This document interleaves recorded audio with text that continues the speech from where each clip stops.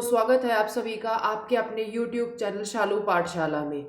हम KVS TGT science की unit wise syllabus को डेली रिवाइज कर रहे हैं और आज जो हमारी यूनिट रहेगी वो रहेगी सेल।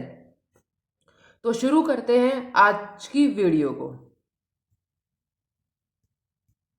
जो टॉपिक्स हम कवर करेंगे आज वो ये सभी टॉपिक्स हैं जो कि केवीएस के सिलेबस में मेंशन है। Basic unit of life cell, prokaryotic cell, eukaryotic cell, multicellular organisms, cell membrane, cell wall, cell organelles and cell inclusions, chloroplast में mitochondria, vacuoles, endoplasmic reticulum, Golgi apparatus, nucleus, chromosome, ये सभी topics हम line to line cover करेंगे। तो शुरू करते हैं first topic के साथ। सेल है वो लाइफ की एक स्ट्रक्चरल और फंक्शनल यूनिट है, ठीक है। तो सेल को डिस्कवर किसने किया था? सेल को डिस्कवर किया था रॉबर्ट हुक ने, ठीक है। किसने डिस्कवर किया था? रॉबर्ट हुक ने। और जो बहुत नंबर ऑफ सेल्स हैं वो सभी एक साथ काम करते हैं और क्या बनाते हैं? टिश्यू एंड ऑर्गन, ठीक है। Cell to tissue, tissue to organ, organ to organ system और organ system to full on organism, ठीक है। तो जो रॉबर्ट हुक थे उन्होंने 1665 में डिस्कवर किया था सेल को, ठीक है। उन्होंने जो cork honeybee com like structure को देखा था जिसमें उन्होंने बोला था कि ये सेल्स हैं, ठीक है। उसके बाद कुछ साइंटिस्ट और आए जैसे कि एंटोन विन लिविक हुक। कौन आए? एंटोन वॉन लेवेन हुक, ठीक है। इन्होंने जो माइक्रोस्कोप था उसको इम्प्रूव किया, ठीक है, और डिस्कवर किया 1674 में free cells in the form of bacteria, ठीक है। और बाद में इन्होंने स्पर्म को 1678 में डिस्कवर किया और डिस्क्राइब किया स्पर्म सेल्स को ह्यूमंस में, डॉग्स में, रैबिट्स में एटसेट्रा बहुत सारे ऑर्गेनिज्म इन्होंने कंसीडर किए थे, ठीक है। फिर उसके बाद आते हैं दो तीन साइंटिस्ट और थे जिनकी आज हम बात करेंगे। एक है रॉबर्ट ब्राउन, ठीक है। रॉबर्ट ब्राउन ने डिस्कवर किया और नेम दिया था न्यूक्लियस, ठीक है। नेम दिया था न्यूक्लियस किसने? रॉबर्ट ब्राउन ने। फिर आए थे J.E. पुरकेंजी। कौन आए थे? J.E. पुरकेंजी, ठीक है। इन्होंने टर्म दिया था प्रोटोप्लाज्म, ठीक है। ये जो प्रोटोप्लाज्म है वो एक लिविंग फ्लूइड है, ठीक है। लिविंग फ्लूइड सब्सटेंस है जो कि किसके अंदर प्रेजेंट है? सेल के अंदर प्रेजेंट है, ठीक है। फिर आए थे हैकल। हैकल साइंटिस्ट ने बोला था कि जो न्यूक्लियस है वो रिस्पॉन्सिबल है किसके लिए? Storing and transmitting heredity characters, ठीक है। क्या किसके लिए? स्टोरिंग, स्टोर करने के लिए, ट्रांसमिट करने के लिए, क्या? हेरिडिटी कैरेक्टर्स को, ठीक है। फिर आए थे स्लीडन एंड स्वान। कौन आए थे? Schleiden and Schwann. जो स्लीडन एंड स्वान है उन्होंने दी थी क्या? Cell theory. क्या दी थी? सेल थ्योरी, ठीक है, ओके। उसके बाद जो सेल थ्योरी है उसको फिर फर्दरली नोटिस किया विर्च्यू ने और उन्होंने बोला कि जो सेल अराइज होते हैं वो ऑलरेडी जो प्री एग्जिस्टिंग सेल्स हैं वह उनसे ही अराइज होते हैं। मतलब क्या? कि जो all cells are arise from pre existing cells, ठीक है। जो ऑलरेडी सेल्स हैं उन्हीं से नए सेल बनते हैं, ठीक है, ओके। फिर उसके बाद आगे हम बात करेंगे स्ट्रक्चर ऑफ सेल के बारे में और डिफरेंट डिफरेंट ऑर्गेनल्स के बारे में, ठीक है। अब देखते हैं कि टाइप ऑफ ऑर्गेनिज्म होते कौन कौन है। होते कितने टाइप के ऑर्गेनिजम्स होते हैं, सॉरी। फर्स्ट है unicellular organisms and multi cellular organisms. Unicellular organism वो होते हैं जो सिर्फ सिंगल सेल से बने हुए होते हैं, जैसे अमीबा, बैक्टीरिया, पैरामीशियम। लेकिन मल्टी सेलुलर ऑर्गेनिजम्स बहुत सारे सेल से बने हुए होते हैं, जैसे प्लांट्स और एनिमल्स। ठीक है, कौन है? प्लांट्स और एनिमल्स, ये होता है टाइप ऑफ ऑर्गेनिजम्स। ठीक है, डन। तो नेक्स्ट चलते हैं, फिर आते हैं दो टाइप के हमने पढ़े मल्टी ऑर्गेनिजम्स में कौन कौन से, plant and animals. Plant cell और एनिमल सेल की बात कर लेते हैं। ठीक है, तो प्लांट सेल होते हैं,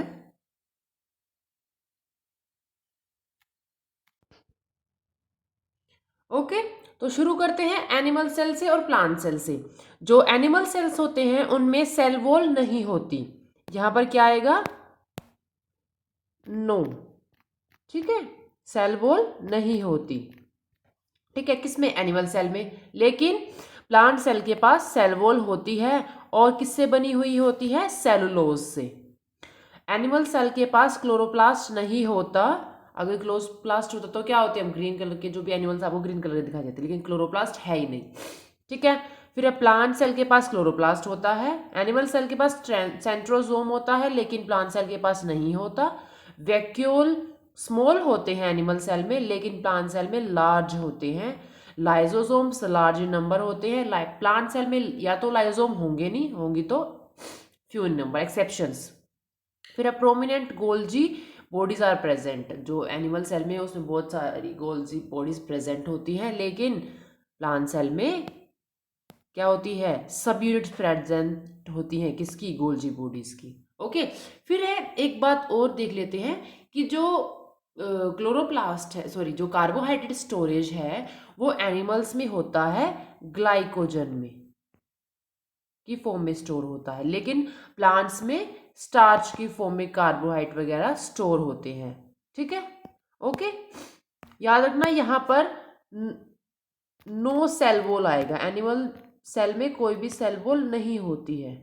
ओके, तो ये गलती से हो गया होगा मिस प्रिंटिंग के हिसाब से।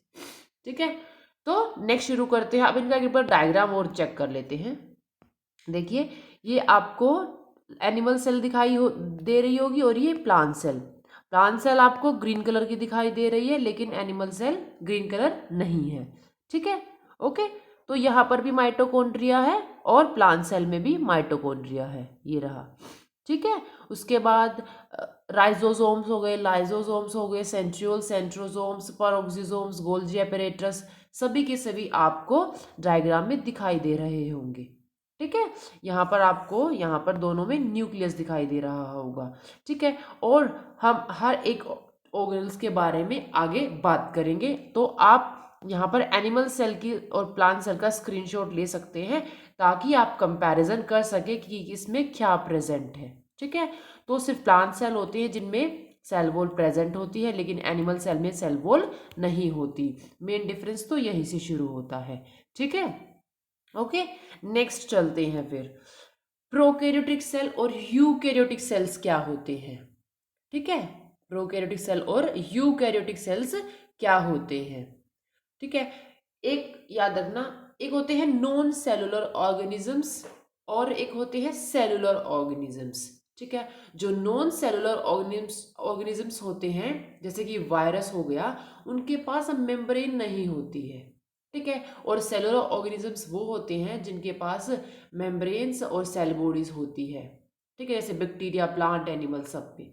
ठीक है, तो सेलुलर ऑर्गेनिजम्स को हम दो टाइप में डिवाइड करते हैं, प्रोकैरियोटिक सेल और यूकैरियोटिक सेल। ठीक है, तो प्रोकैरियोटिक सेल्स हैं वो प्रिमिटिव हैं और इनकम्प्लीट सेल्स हैं। क्या है? प्रो मतलब प्रिमिटिव। ठीक है, तो वो प्रिमिटिव सेल्स हैं। ठीक है, डन। फिर प्रोकैरियोटिक सेल्स हैं उसके हम, और यूकैरियोटिक सेल्स के हम यहाँ पर डिफरेंस देख लेते हैं क्या क्या है। पहला है कि जो प्रोकैरियोटिक सेल्स का जो साइज है वो क्या है, जो साइज आपको दिखाई दे रहा है वो क्या है, 1 से लेके 10 mm तक। ओके, और यूकैरियोटिक सेल्स का 5 to 100 mm तक। साइज है ये, जनरली लार्ज होते हैं यूकैरियोटिक सेल। न्यूक्लियस है, एब्सेंट होता है प्रोकैरियोट्स में, लेकिन यूकैरियोट्स में प्रेजेंट होता है न्यूक्लियस, ठीक है। और न्यूक्लियर रीजन है वो सराउंडेड नहीं होता, ठीक है। और यहाँ पर न्यूक्लियर मटेरियल पूरा का पूरा सराउंडेड होता है मेम्ब्रेन से, जिसको हम न्यूक्लियर मेम्ब्रेन बोलते हैं। आगे हम इसके डायग्राम को देखेंगे। प्रोकैरियोट्स में सिंगल क्रोमोसोम होते हैं, यूकैरियोट्स में ज़्यादा क्रोमोसोम होते हैं, more than one. Nucleolus absent होता है प्रोकैरियोट सेल में, लेकिन यूकैरियोट सेल में प्रेजेंट होता है। इसका भी डिफरेंस आगे देखेंगे। होता क्या है nucleolus? Membrane bound cell organelles है ना, एब्सेंट होते हैं और यूकैरियोट्स में प्रेजेंट होते हैं। जो सेल डिवीजन करते हैं प्रोकैरियोटिक सेल्स, वो फीजन से करते हैं और बडिंग से करते हैं, ठीक है। और जो यूकैरियोटिक सेल्स हैं वो किससे करते हैं? मियोसिस और माइटोसिस दोनों से, ठीक है। यहाँ पर आपको दिखाई दे रहा होगा। अब इनका डायग्राम देख लेते हैं। यहाँ पर आपको दिखाई दे रहा होगा, ये है प्रोकैरियोटिक सेल और ये है यूकैरियोटिक सेल। तो आपको कितना कॉम्प्लेक्स दिखाई दे रहा है eukaryotic cell as compare to prokaryotic cell, ठीक है। जैसे यूकैरियोटिक सेल में क्या क्या है? फ्लैजिला है, पिलाई है, प्लाज्मिड है, न्यूक्लियोइड है, सेल वॉल है, कैप्सूल है, ठीक है।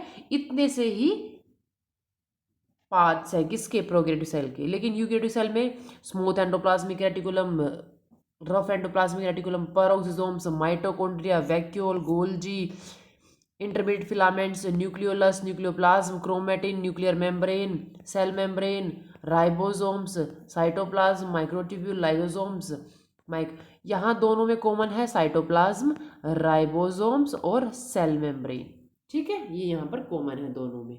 तो ये था यूकैरियोटिक और प्रोकैरियोटिक सेल का डायग्राम, ठीक है।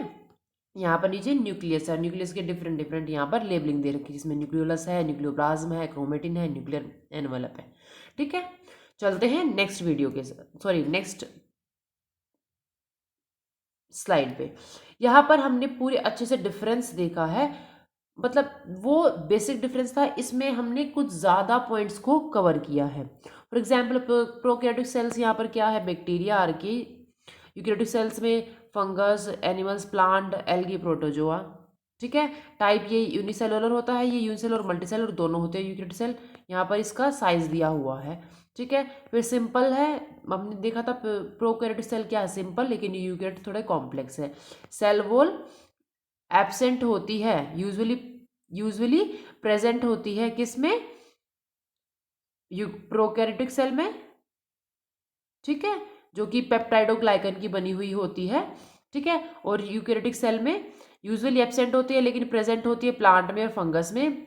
प्लांट में होती है सेलुलोज की और फंगस में काइटिन की। न्यूक्लियस एब्सेंट होता है, इंस्टेड ऑफ न्यूक्लियस यहाँ पर न्यूक्लियोइड होता है। क्या होता है? न्यूक्लियोइड। अब न्यूक्लियोइड क्या होता है? न्यूक्लियोइड जो जो न्यूक्लियर मटेरियल है प्रोकैरियोटिक सेल का, वो कंसिस्ट होता है एक सिंगल क्रोमोसोम से, ठीक है। तो वो सिंगल जो क्रोमोसोम है वो डायरेक्टली कांटेक्ट करता है साइटोप्लाज्म से, ठीक है। मतलब उसका एक पर्टिकुलर रीजन नहीं है कि वहां पर उसका न्यूक्लियर मटेरियल जो है वो स्टे कर सके, ठीक है। तो जो अनडिफाइंड न्यूक्लियर रीजन है साइटोप्लाज्म के अंदर प्रोकैरियोट में, उसे हम न्यूक्लियोइड बोलते हैं, ठीक है। नेक्स्ट डिफरेंस चलते हैं। प्रेजेंट होते हैं मेम्ब्रेन बाउंड न्यूक्लियस, किसमें? यूकैरियोट में। नेक्स्ट है डीएनए, सर्कुलर डीएनए होता है प्रोकैरियोट में, और double standard found freely in the cytoplasm. Next हम इस तरीके से, उसमें पूरी मेम्ब्रेन नहीं है डीएनए पे। और यूकैरियोट में क्या होता है? लीनियर होता है, डबल स्टैंडर्ड डीएनए होता है, ठीक है। और लार्ज अमाउंट में यहाँ पर डीएनए पे रिपीटेड डीएनए प्रेजेंट होते हैं, लेकिन इसमें लेस नंबर ऑफ लिटिल, एक तरीके से रिपीटेड डीएनए प्रेजेंट होते हैं प्रोकैरियोट में। क्रोमोसोम सिंगल और यहाँ पर पेयर्ड होता है। प्लास्टिड प्रोकैरियोट में होते हैं, यूकैरियोट में नहीं होते। राइबोसोम प्रोकैरियोट्स में 70s होती है, जिसमें 2 यूनिट होती हैं, एक स्मॉल एक लार्ज। स्मॉल यूनिट 30s होती है और लार्ज 50s होती है। ऐसे ही स्मॉल यूनिट यहाँ पर होती है 40s और यहाँ पर लार्ज 60s। ये है प्रोकैरियोट और यूकैरियोट में के राइबोसोम में डिफरेंस। माइटोकॉन्ड्रिया प्रेजेंट होता है, माइटोकॉन्ड्रिया प्रेजेंट होता है यूकैरियोटिक सेल में, क्लोरोप्लास्ट एब्सेंट होता है लेकिन क्लोरोफिल स्कैटर्ड पड़ा हुआ होता है साइटोप्लाज्म में, और किसमें, यूकैरियोट के प्लांट में और एल्गी में क्लोरोप्लास्ट होता है। एंडोप्लाज्मिक रेटिकुलम एब्सेंट होते हैं और प्रेजेंट होते हैं यूकैरियोटिक सेल में। नेक्स्ट चलते हैं, एंडोप्लाज्मिक रेटिकुलम मैंने बता दिया एब्सेंट होता है किसमें, प्रोकैरियोटिक में, और प्रेजेंट होता है यूकैरियोटिक सेल में। गोल्जी अपैरेटस भी, ये कुछ कुछ ऑर्गेनेल्स है जो कि प्रोकैरियोट में होते ही नहीं है। Golgi, lysosomes, peroxisomes, centrosomes, cytoskeleton, ये सभी के सभी एब्सेंट होते हैं किसमें, प्रोकैरियोट में। और यहाँ पर सिर्फ प्रेजेंट क्या है, मीजोसोम्स। क्या प्रेजेंट है यहाँ पर, मीजोसोम्स। ठीक है, क्या यहाँ पर हो गया, मीजोसोम्स प्रेजेंट है यहाँ पर। ठीक है, नेक्स्ट देखते हैं,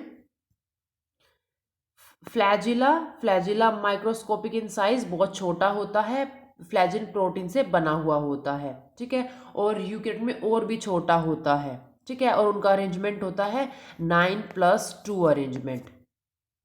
ये आपको मियोस जो चैप्टर नेक्स्ट करेंगे उसमें समझ में आएगा। नेक्स्ट है सीलिया। सीलिया एब्सेंट होता है यूकैरियोट में, प्रेजेंट होता है एब्सेंट होता है प्रोकैरियोट में, प्रेजेंट होता है यूकैरियोट में।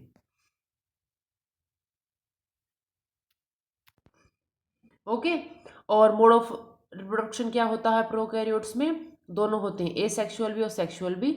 और यूकैरियोट में मोस्टली सेक्सुअल ही होता है, जिसमें मेल और फीमेल गैमेट्स बनते हैं। सेल डिवीजन बाइनरी होता है, और सेक्सुअली जो यहाँ पर बोला था हमने वो होता है कॉन्जुगेशन, ट्रांसफॉर्मेशन, ट्रांसडक्शन। ठीक है, और यहाँ पर माइटोसिस मियोसिस जो चलता है यूकैरियोटिक सेल में। जनरेशन टाइम शॉर्टर होता है लेकिन यूकैरियोट में लॉन्गर टाइम होता है generation time. Metabolic rate higher than prokaryotes में, हायर होता है एज कम्पेयर टू यूकैरियोट्स, लेकिन यूकैरियोट्स में क्या होता है, लोअर होता है as compare to prokaryotes. Respiration eukaryotes में तो होता है माइटोकॉन्ड्रिया के द्वारा, और प्रोकैरियोट्स में होता है साइटोप्लाज्मिक मेम्ब्रेन के थ्रू। ठीक है, नेक्स्ट आते हैं इलेक्ट्रॉन ट्रांसपोर्ट चेन। यहाँ पर जो इलेक्ट्रॉन ट्रांसपोर्ट चेन चलती है वो सेल मेम्ब्रेन में होती है, और यहाँ पर माइटोकॉन्ड्रियल मेम्ब्रेन में होती है। डीएनए का रेप्लिकेशन है साइटोप्लाज्म में होता है, क्योंकि हमने पढ़ा था कि जो साइटोप्लाज्म है उसी के अंदर न्यूक्लियर मटेरियल पड़ा हुआ होता है प्रोकैरियोट्स में, लेकिन यहाँ पर प्रॉपरली न्यूक्लियस के अंदर होता है। ठीक है, और यहाँ पर इसमें सिर्फ वन ओरिजिन ऑफ रेप्लिकेशन होता है ये, लेकिन यूकैरियोट्स में बहुत सारे होते हैं। ठीक है, ट्रांसक्रिप्शन ट्रांसलेशन यहाँ पर साइटोप्लाज्म में चलता है, जैसे कि डीएनए से आरएनए, आरएनए से प्रोटीन। ठीक है, जैसे डीएनए बना साथ साथ में आरएनए बनता है साथ साथ में प्रोटीन, तो एक साइमल्टेनियसली चलता रहता है। लेकिन प्रोकैरियोट्स में क्या, यूकैरियोट्स में क्या होता है, डीएनए रेप्लिकेशन हुआ किसमें, और ट्रांसक्रिप्शन हुआ न्यूक्लियस में, उसके बाद जो ट्रांसलेशन वाला प्रोसेस है सो साइटोप्लाज्म, मतलब प्रोटीन साइटोप्लाज्म में जाके बनता है। जीन एक्सप्रेशन ग्रुप में जो ओपरॉन्स होते हैं, मतलब एक जीन के साथ बहुत सारे जीन एक्टिवेट हो जाएंगे, और यहाँ पर इंडिविजुअली एक्सप्रेस होंगे। एक जीन तो एक ही जीन एक्सप्रेस होगा, लेकिन यहाँ पर प्रोकैरियोट्स में एक ऑपरेटर होगा, वो सभी जीन्स को ऑपरेट करेगा, और वहीं से क्या बनेंगे, प्रोटीन बनेंगे, और इसीलिए इसको ओपरॉन्स बोलते हैं। नेक्स्ट है साइटोप्लाज्मिक स्ट्रीमिंग, यहाँ पर एब्सेंट होती है, यहाँ पर प्रेजेंट होती है।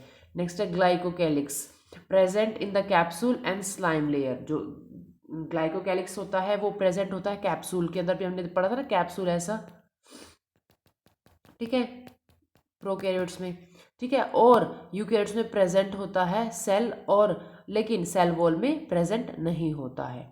ठीक है, तो ये था प्रोकैरियोट्स और यूकैरियोट्स का, मतलब जो बिल्कुल हो सकता है कि डिफरेंस पूछे जाएंगे, उसके हिसाब से हमने आज ये कंप्लीट कर लिया है प्रोकैरियोट और यूकैरियोट का डिफरेंस। ठीक है, नेक्स्ट हम एक बात कर रहे थे बार बार में कि न्यूक्लियोइड और न्यूक्लियस क्या होता है, न्यूक्लियोइड और न्यूक्लियस क्या होता है। तो अब जानते हैं न्यूक्लियस और न्यूक्लियोइड में फ़र्क क्या है। ठीक है, तो न्यूक्लियस होता है लार्ज होता है साइज में, क्या होता है, लार्ज होता है साइज में एज कंपेयर टू न्यूक्लियोइड। और यहाँ पर न्यूक्लियस के पास डबल्ड मेम्ब्रेन होती है। ठीक है, लेकिन यहाँ पर एब्सेंट होती है मेम्ब्रेन में, और जो साइटोप्लाज्म होता है प्रोकैरियोटिक सेल का, उसी के अंदर यहाँ पर क्या पड़ा हुआ होता है, न्यूक्लियोइड। ठीक है, एक प्रॉपर कवरिंग नहीं है उसके लिए। ठीक है, न्यूक्लियस के अंदर एक और पार्ट प्रेजेंट है जिसको हम न्यूक्लियोलस बोलते हैं। ठीक है, इसके बारे में बात करेंगे कि ये राइबोसोम की सिंथेसिस फैक्ट्री है, यहाँ पर राइबोसोम्स बनते हैं। ठीक है, लेकिन मतलब जो प्रोकैरियोटिक न्यूक्लियोइड है उसमें ऐसा कुछ प्रेजेंट नहीं है। ठीक है, जो न्यूक्लियस है इसके अंदर इक्वल कंटेंट होता है डीएनए का। ठीक है, और यहाँ पर 2 और मोर डीएनए मॉलिक्यूल्स होते हैं, लेकिन यहाँ पर सिंगल होते हैं न्यूक्लियोइड में। ठीक है, न्यूक्लियोइड याद रखना प्रोकैरियोटिक सेल में होता है। ठीक है, डीएनए है एसोसिएट होता है हिस्टोन प्रोटीन के साथ में, और वो क्रोमेटिन बनाता है। मतलब डीएनए ऐसे, ये डीएनए है। ठीक है, जब ये कंडेंस फॉर्म में आता है, जब ये क्रोमोसोम बनाता है, तो यहाँ पर हिस्टोन प्रोटीन भी हेल्प करते हैं इसको। ठीक है, और हिस्टोन प्रोटीन यहाँ पर एब्सेंट होते हैं, और डीएनए को आप अपने नॉर्मल आईज से देख सकते हैं, किसी आपको माइक्रोस्कोप की यहाँ जरूरत नहीं होगी। ठीक है, ओके, तो ये था न्यूक्लियस और न्यूक्लियोइड में फर्क। ओके, नेक्स्ट चलते हैं, फिर शुरू करते हैं next topic, structure of cells. Structure of cells में हमें साइज, शेप, एक्टिविटी, बहुत सारे फंक्शन देखने हैं। किसके अंदर, सेल मेम्ब्रेन के अंदर।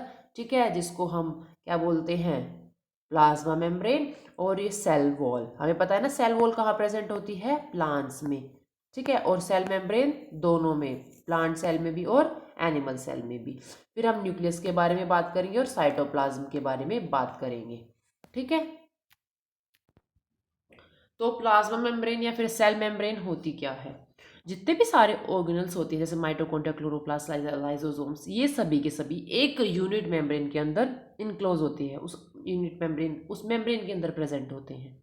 ठीक है, तो जो मेम्ब्रेन है, जो सेल की आउटर कवरिंग है, जो सेल की, ये सेल है, इसकी जो आउटर कवरिंग है प्रेजेंट, ये होती है सेल मेम्ब्रेन या फिर प्लाज्मा मेम्ब्रेन। ठीक है, plant cell, animal cell, micro organisms, इन सब में क्या होती है, प्रेजेंट होती है, इन सभी सेल्स में प्रेजेंट होती है। ठीक है, तो स्ट्रक्चर देखें तो जो प्लाज्मा मेम्ब्रेन है वो लिविंग है। ठीक है, थिन है, डेलिकेट है, और सेलेक्टिवली परमेएबल है। सेलेक्टिवली परमेएबल मतलब कि कुछ सेलेक्टेड मॉलिक्यूल्स को ही अंदर जाने देती है। ठीक है, सेलेक्ट करके ही। ओके, इसके बाद इसका जो कंपोजिशन होता है, इसमें 75% क्या होता है, फॉस्फोलिपिड्स प्रेजेंट होते हैं।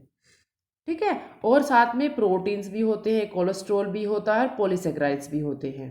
ठीक है, और इस स्ट्रक्चर को बताया किसी था, प्लाज्मा मेम्ब्रेन की स्ट्रक्चर को, सिंगर एंड निकोलसन ने। उन्होंने एक मॉडल दिया था, फ्लूइड मोज़ैक मॉडल। क्या दिया था, सिंगर एंड निकोलसन ने फ्लूइड मोज़ैक मॉडल। ठीक है, उन्होंने एक प्रॉपर स्ट्रक्चर दी थी, अल्ट्रा स्ट्रक्चर बोले जिसको, प्लाज्मा मेम्ब्रेन की। ठीक है, उन्होंने बताया था कि जो प्लाज्मा मेम्ब्रेन है उसके अंदर 2 टाइप ऑफ प्रोटीन प्रेजेंट होते हैं, इंट्रिंसिक प्रोटीन और एक्सट्रिंसिक प्रोटीन। ठीक है, फॉर सपोज जैसे ये मेम्ब्रेन है वो डबल लेयर है, बाय लेयर है, सॉरी। ठीक है, ओके, और बीच बीच में यहाँ पर कुछ प्रोटीन प्रेजेंट है, और ये क्या है, फॉस्फोलिपिड, जो ये मैं आपको ये दिखा रही हूँ फॉस्फोलिपिड है। ठीक है, और ये बीच में जो मैंने दिखाया है ये है प्रोटीन। ठीक है, अगर प्रोटीन फॉस्फोलिपिड लेयर के बीच में प्रेजेंट है तो वो इंट्रिंसिक है, अगर बाहर प्रेजेंट है या फिर जो इंसर्टेड अंदर नहीं है, ठीक है, जो बाहर वाली साइड प्रेजेंट है वो है पेरिफेरल प्रोटीन्स होते हैं, जो जिसको हम एक्सट्रिंसिक प्रोटीन बोलते हैं। ठीक है, तो ऐसे कुछ स्ट्रक्चर दी थी सिंगर एंड निकोलसन ने, फ्लूइड मोज़ैक मॉडल जिसको हम बोलते हैं। ठीक है, किसने दी, सिंगर एंड निकोलसन ने। ओके, तो ये थी प्लाज्मा मेम्ब्रेन की बात। ठीक है, तो प्लाज्मा मेम्ब्रेन क्या हुई, आउटर मोस्ट स्ट्रक्चर होती है। ठीक है, जो कि डिफरेंट ऑर्गेनल्स को अपने अंदर रखती है। ठीक है, और सेलेक्टिवली परमेएबल होती है कि कुछ ही मटेरियल्स को अंदर जाने देती है। ओके, उनसे ज़्यादा वो किसी मटेरियल को अंदर नहीं जाने देती। तो फंक्शन होते हैं, फर्स्ट फंक्शन हमने पढ़ लिया जैसे कि वो सेलेक्टिवली परमेएबल होती है, वो किसी किसी को ही मॉलिक्यूल्स को अंदर जाने देती है। ठीक है, तो जो कुछ अलग एक्टिविटीज भी हैं जो कि परफॉर्म की जाती हैं किसके द्वारा, प्लाज्मा मेम्ब्रेन के द्वारा, इसके बारे में अभी हम बात करेंगे। वो फिजिकल एक्टिविटी है जैसे कि ऑस्मोसिस एंड डिफ्यूजन। ठीक है, तो ऑस्मोसिस और डिफ्यूजन का बहुत बड़ा रोल होता है यहाँ पर। तो डिफ्यूजन होता है जो मॉलिक्यूल्स हैं, ठीक है, वो क्या करते हैं, डिफ्यूज करते हैं with the help of plasma membrane across the plasma membrane. ठीक है, और वो मॉलिक्यूल्स कैसे होने चाहिए, छोटे होने चाहिए साइज में, ताकि वो क्या कर सके, प्लाज्मा मेम्ब्रेन से डिफ्यूज कर सके। डिफ्यूजन प्रोसेस एक तरीके से जैसे कि आप एक रूम में हैं, ठीक है, आपने परफ्यूम लगाया, तो जो परफ्यूम की जो स्मेल है वो बाहर तक गई, तो वो diffusion process, high concentration to low concentration. ठीक है, यहाँ पर जो कार्बन डाइऑक्साइड गैस होती है, जैसे रेस्पिरेशन होता है, उसके जो एंड प्रोडक्ट होते हैं वो एक्यूमुलेट होते हैं सेल के अंदर, तो वो high concentration to low concentration बाहर की तरफ मूव करते हैं। ठीक है, जैसे अमीबा होता है, अमीबा में क्या है, डिफ्यूजन होता है ऑक्सीजन का और किसका, कार्बन डाइऑक्साइड का। ठीक है, तो वो किससे होता है, डिफ्यूजन प्रोसेस से होता है with the help of plasma membrane. तो डिफ्यूजन यूनिसेलुलर जो एनिमल्स है, अमीबा वगैरह, उनमें ज्यादातर देखा जाता है। ठीक है, ओके। फिर नेक्स्ट है ओस्मोसिस। ओस्मोसिस होता है कि जो वाटर का जो पैसेज है high concentration to low concentration move करता है, लेकिन with the help of semi permeable membrane, with the help of semi permeable membrane. ठीक है, एक यहाँ पर मेम्ब्रेन प्रेजेंट होगी जिससे high concentration to low concentration movement होगा वाटर का। ठीक है, इतना समझ में आया आपको। ठीक है, तो जो ऑस्मोसिस है वो प्योर मैकेनिकल डिफ्यूजन प्रोसेस है एक तरीके से। ठीक है, और यहाँ पर हमें एनर्जी की ज़रूरत नहीं पड़ती है।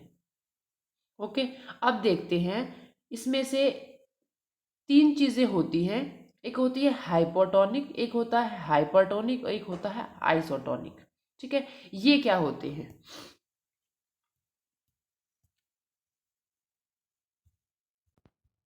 आइसोटोनिक होता है कि इतना ही मटेरियल अंदर जा रहा है, इतना ही बाहर, सेम।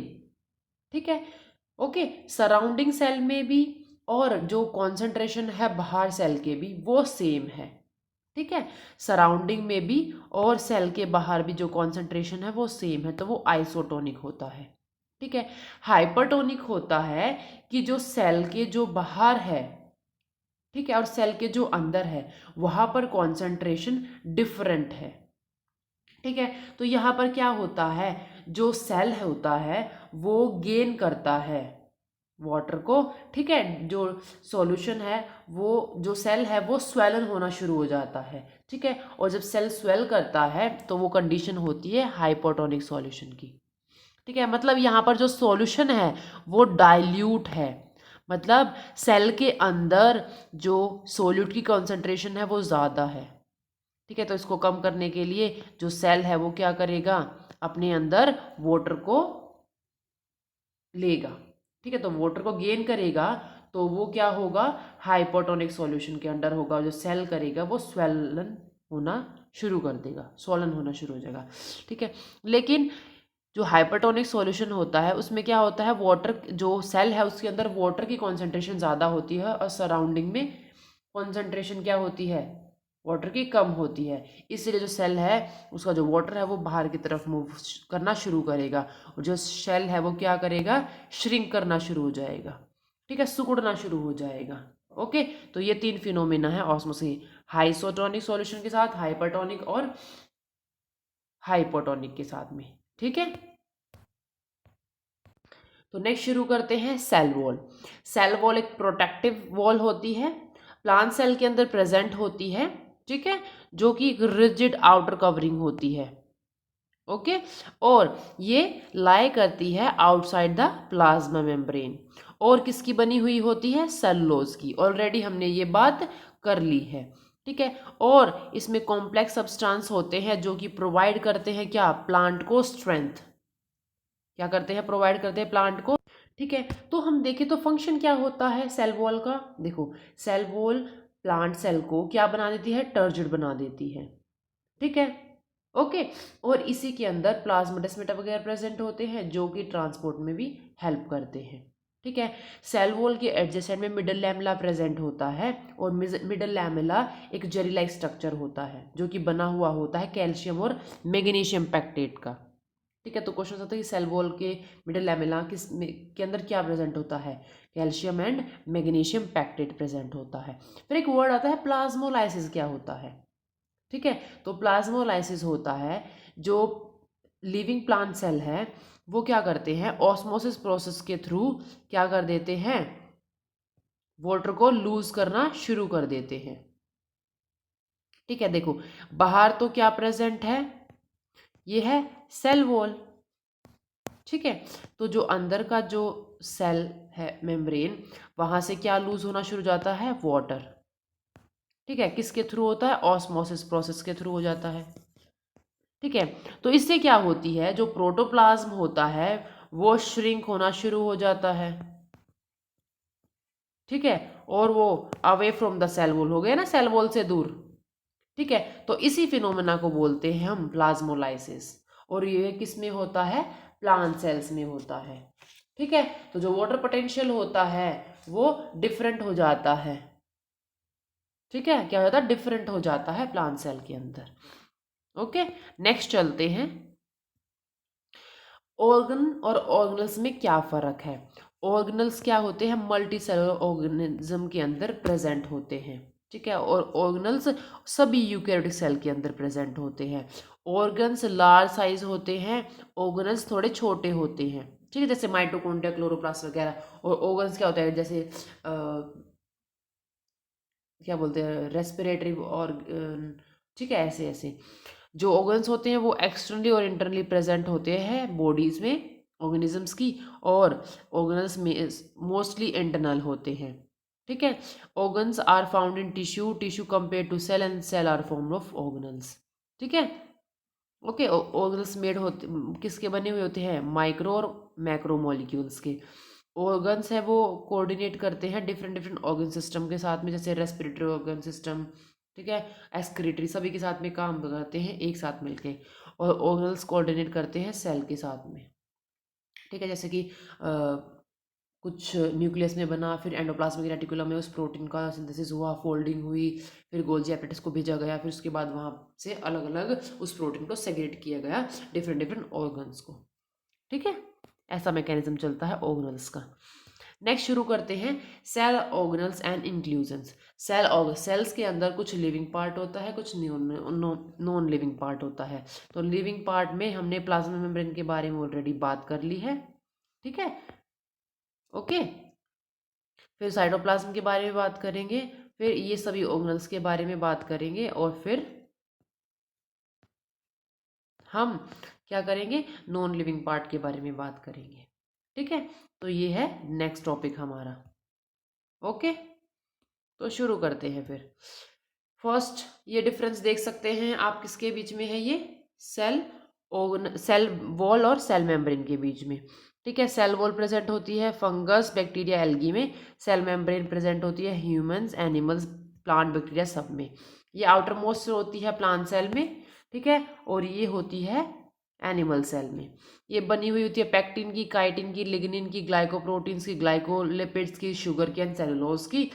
और सेल मेम्ब्रेन बनी हुई होती है लिपोप्रोटीन्स की एंड कार्बोहाइड्रेट्स की। यहाँ पर इनका साइज मेंशन किया गया है दोनों का, सेल मेम्ब्रेन और सेल वॉल का। ठीक है, सेल वॉल थिक और रिजिड होती है, लेकिन सेल मेम्ब्रेन डेलिकेट होती है। ये प्रोटेक्ट करती है बाहर के इन्वायरमेंट को, बाहर के इन्वायरमेंट से। ठीक है, और ये भी मेंटेन करती है और प्रोटेक्ट करती है बाहर के इन्वायरमेंट से सेल को। ठीक है, सेल वॉल जो है वो मेटाबॉलिटिकली इनएक्टिव होती है, लेकिन सेल मेम्ब्रेन क्या होती है, एक्टिव होती है। सेल वॉल के की जो थिकनेस होती है वो ज़्यादा होती है। ठीक है, और कहीं कहीं ज़्यादा होती है। ठीक है, लेकिन सेल मेम्ब्रेन की थिकनेस लाइफ टाइम बिल्कुल क्या होती है, सेम रहती है। ठीक है। सेल वॉल है उसका जो फुली परमिएबल है, जैसे कि स्मॉलर मॉलिक्यूल्स को वो होता है ना सेलेक्टिव परमिएबल, और वो सेलेक्टिव परमिएबल का जो काम होता है वो सिर्फ सेल मेम्ब्रेन के अंदर आता है। ठीक है। और इसका जो सेल वॉल का जो काम है वो क्या है, प्रोटेक्शन करती है बाहर के इन्वायरमेंट से बस। लेकिन सेल मेम्ब्रेन का परमेबिलिटी भी, सिग्नल रिसेप्शन भी, मोटेलिटी भी, सेल डिवीजन भी, सेक्सुअल रिप्रोडक्शन भी, सभी में सेल मेम्ब्रेन का क्या होता है, फंक्शन होता है। ठीक है। तो इस डिफरेंस का स्क्रीनशॉट लें और आप इसको अच्छे से पढ़ें। ठीक है। अगर आपको वीडियो पसंद है तो प्लीज़ लाइक करें, शेयर करें और सब्सक्राइब करें आप अपने यूट्यूब चैनल शालू पाठशाला को। ठीक है। तो शुरू करते हैं नेक्स्ट टॉपिक। अगर आपको किसी भी टॉपिक में दिक्कत है तो प्लीज़ आप कमेंट करके बताएं। ठीक है। नेक्स्ट है न्यूक्लियस। न्यूक्लियस क्या है? न्यूक्लियस क्या है? न्यूक्लियस एक स्फीयर शेप ऑर्गेनल्स है जो कि मिलता है यूकैरियोटिक सेल्स में। इसके अंदर क्या होता है, जेनेटिक मटेरियल होता है। ठीक है। और जितनी भी एक्टिविटी कंट्रोल की जाती है सेल की वो न्यूक्लियस के थ्रू ही की जाती है। न्यूक्लियस में न्यूक्लियर मेम्ब्रेन, क्रोमोसोम, न्यूक्लियस और न्यूक्लियोप्लाज्म प्रेजेंट होता है। ठीक है। ये है न्यूक्लियोप्लाज्म। जो फ्लूइड प्रेजेंट होता है उसे न्यूक्लियोप्लाज्म बोलते हैं। न्यूक्लियर मेम्ब्रेन जो आउटर लेयर होती है, क्रोमेटिन है जो जैसे डीएनए है, जेनेटिक मटेरियल वो है। और न्यूक्लियस मैंने हमने बात की थी जहाँ पर क्या बनते हैं, आरएनए, राइबोसोम्स। और न्यूक्लियर पोर हेल्प करता है प्रोटीन के ट्रांसपोर्ट में। ठीक है, कि प्रोटीन को अंदर जाना है, किसी प्रोटीन को बाहर जाना है, इसमें हेल्प करता है कौन, न्यूक्लियर पोर। ठीक है। तो ये मेन पार्ट है न्यूक्लियस की। ओके। नेक्स्ट देखिए, न्यूक्लियस और न्यूक्लियोलस में फर्क क्या है। जो न्यूक्लियस है वो यूकैरियोटिक सेल में प्रेजेंट होता है, मतलब जो मेन जो है जिसके अंदर जेनेटिक इन्फॉर्मेशन होती है वो न्यूक्लियस होता है। न्यूक्लियस क्या होता है, न्यूक्लियस के अंदर भी एक कंपोनेंट है वो न्यूक्लियस होता है जहां पर राइबोसोम्स की सिंथेसिस होती है। ठीक है, जो हेल्प करते हैं प्रोटीन की सिंथेसिस में। ठीक है। और न्यूक्लियस के पास दो मेम्ब्रेन होती हैं जो उसको कवर करके रखती है। देखो आपको ये दिखाई दे रही होगी यहाँ पर। ठीक है। और न्यूक्लियस के पास में कोई भी कवरिंग मेम्ब्रेन नहीं होती। यहाँ आपको न्यूक्लियस अच्छे से दिखाई दे रहा है। ठीक है, न्यूक्लियोलस ये रहा। ठीक है। तो ये डिफरेंस है न्यूक्लियस और न्यूक्लियस में। जैसे ये न्यूक्लियस हो गया, इसके अंदर न्यूक्लियोलस प्रेजेंट होता है। ये डिफरेंस है दोनों में। ओके। ठीक है। फिर देखते हैं नेक्स्ट,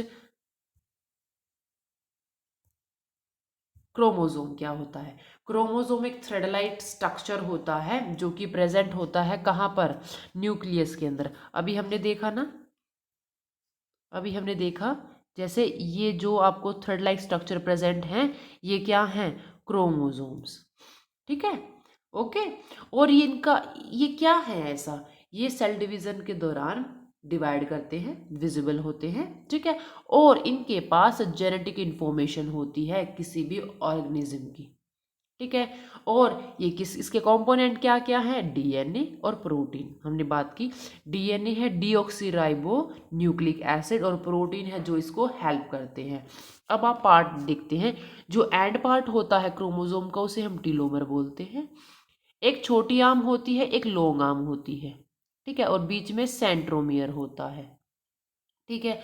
और ये है जो फॉर्म, ये डीएनए की कंडेंस फॉर्म होती है। ठीक है। डीएनए से थर्ड लाइट स्ट्रक्चर में प्रेजेंट होता है with the help of protein, ये इस फॉर्म में आ जाता है। ठीक है। फिर होते हैं क्रोमोसोम के कुछ टाइप्स भी होते हैं। ठीक है। तो क्रोमोसोम्स के टाइप में हम एक दो देखते हैं। जैसे मेटा सेंट्रिक क्रोमोसोम क्या होते हैं, मेटा सेंट्रिक क्रोमोसोम होते हैं जिनमें जो ये दोनों आर्म्स आपको दिखाई दे रही हैं इनकी जो साइज है वो बिल्कुल सेम हो, ये होता है मेटा सेंट्रिक। ठीक है। फिर सब मेटासेंट्रिक में जो सेंट्रोमियर की जो लोकेशन है, जो सेंट्रोमियर की जो ये लोकेशन होती है यहाँ पर, ये थोड़ी सी स्लाइटली ऊपर हो जाती है। ठीक है।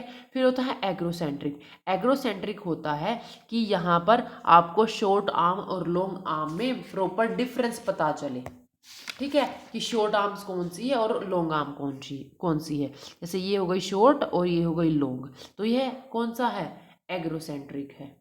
ठीक है। फिर होता है टीलोसेंट्रिक। टीलोसेंट्रिक होता है जिसमें सिर्फ एक ही आर्म दिखाई दे आपको ऐसे, ठीक है, और ये है सेंट्रोमियर, ठीक है। तो ये है टीलोसेंट्रिक। ओके। मेटासेंट्रिक, एग्रोसेंट्रिक, सब मेटासेंट्रिक और टीलोसेंट्रिक, ये है डिफरेंट टाइप के कि कैसे कैसे किस किस शेप में लाया करते हैं क्रोमोसोम, ठीक है। ओके, चलो फिर नेक्स्ट चलते हैं। फिर होते हैं क्रोमोसोम का जो नंबर है, ये भी मेंशन किया है, ये आपको क्रोमोसोम नंबर भी करना है सिलेबस में। डिप्लॉयड और हैप्लॉयड, ठीक है। तो यूकैरियोट हैं, उनके अंदर फिक्स नंबर ऑफ क्रोमोसोम्स होते हैं सेल के अंदर, ठीक है। हाँ, ये हो सकता है कि वेरी कर सकते हैं, 2 क्रोमोसोम, 4 क्रोमोसोम, 10 क्रोमोसोम, ऐसे से वेरी कर सकते हैं, 100 तक क्रोमोसोम हो सकते हैं, डिपेंड करता है डिफरेंट डिफरेंट स्पीशीज पे। फॉर एग्जाम्पल ह्यूमन्स के अंदर 46 क्रोमोसोम्स होते हैं, ठीक है, जिसमें 44 तो ऑटोसोम्स होते हैं, 2 सेक्स क्रोमोसोम होते हैं, जिसमें एक्स तो होती है फीमेल में और XY होता है मेल्स में, ठीक है। अगर पेयर कंडीशन में प्रेजेंट है क्रोमोसोम, किसमें कंडीशन में प्रेजेंट है, पेयर्ड कंडीशन में अगर प्रेजेंट है, तो वो क्या होते हैं, डिप्लॉयड होते हैं, ठीक है। अगर हैप्लॉयड अनपेयर्ड कंडीशन में प्रेजेंट है तो वो हैप्लॉयडिक सेल है, ठीक है। जो डिप्लॉयड कंडीशन है उससे हमारी पूरी बॉडी बनी हुई है, लेकिन जो हैप्लॉयड कंडीशन है उससे जो मेल और फीमेल गैमेट्स हैं वो बने हुए हैं, ठीक है। तो ये था diploid and haploid number of chromosome. ये टॉपिक बहुत ज़्यादा इंपॉर्टेंट है क्योंकि उन्होंने स्पेशली इस टॉपिक को मेंशन किया हुआ है, ठीक है। ओके, नेक्स्ट देखते हैं function of nucleus. Function of nucleus क्या करता है, पूरे मेटाबॉलिक सेल की एक्टिविटी को कंट्रोल करता है, सेल साइकिल को रेगुलेट करता है, और जो हमारे ट्रांसमिटेड कैरेक्टर्स हैं उनको पेरेंट से ऑफस्प्रिंग में ट्रांसफर करने में हेल्प करता है, ठीक है। तो आज के लिए इतना ही, वीडियो काफ़ी लंबी हो चुकी है, आई नो। अभी जो बचे हुए ऑर्गेनल्स हैं उसे हम नेक्स्ट वीडियो में करेंगे, साथ में उसमें क्वेश्चंस भी करेंगे इस चैप्टर के। तब तक के लिए आप सभी अपने यूट्यूब चैनल पाठशाला को लाइक करें, शेयर करें और सब्सक्राइब करें। Thank you all. अगर आपको किसी और चैप्टर में कोई और प्रॉब्लम है तो आप उसको मेंशन कर सकते हैं कमेंट में। आप टेंशन ना लिए, हम सभी KVS के जितने भी टॉपिक से रिलेटेड क्वेश्चन होंगे उनको करेंगे, एक मैराथन भी करेंगे अलग अलग चैप्टर्स को लेके, ठीक है। तब तक के लिए थैंक यू ऑल, बने रहें साथ।